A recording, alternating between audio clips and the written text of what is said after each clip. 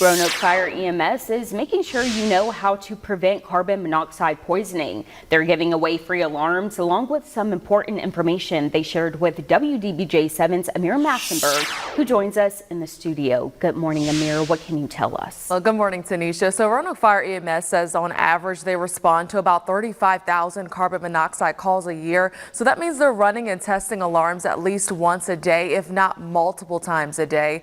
Carbon monoxide is colorless and odorless, meaning you won't know that you're being exposed to it without a working alarm that's been placed properly in your home. They say it can come from things like faulty furnaces, gas logs, stoves, any kind of appliance that handles combustion. And this is why they get an influx of calls in the winter. First responders say it's best to place these alarms in the areas near these appliances that could leak carbon monoxide. And if you live in a home with more than one level, you should place one on each floor.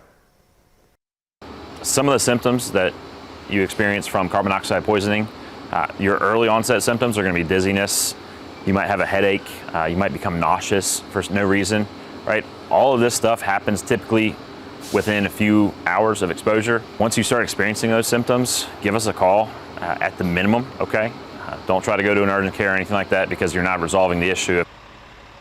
Well, you heard it there. Call 911 if you suspect a leak in your home, and they are giving alarms away to people who reside in the city at their headquarters on 3rd Street, and the address will be on our website. Yeah, and we know from our own recent reports how important it is to make sure those alarms do work.